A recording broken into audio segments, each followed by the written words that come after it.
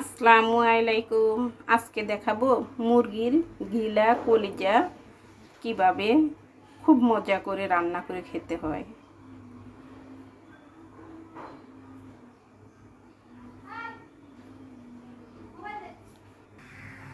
বিসমিল্লাহির রহমানির রহিম। তেল দিয়ে দিচ্ছি বাটা পেঁয়াজ 2 চামচ।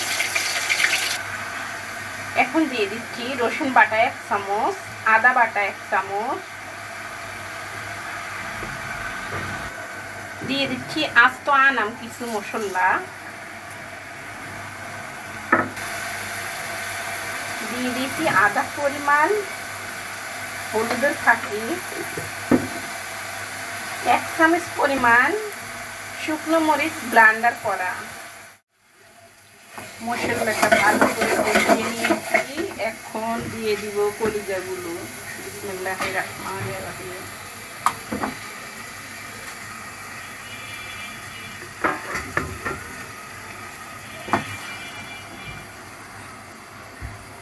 ভালো করে নাড়া দিব।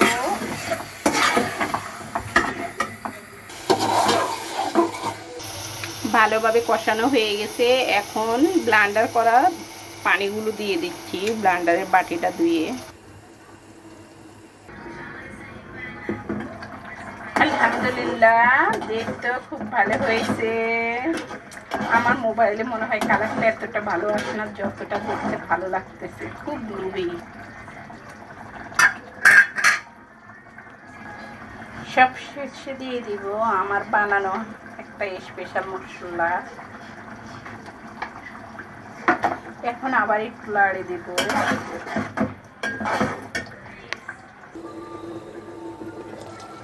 আলহামদুলিল্লাহ, দেখতে যতটা না সুন্দর হয়েছে তার থেকে বেশি মজা হয়েছে।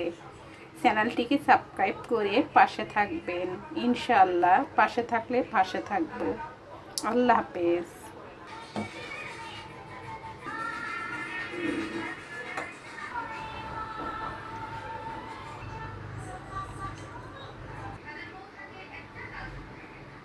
আল্লাহ হাফেজ।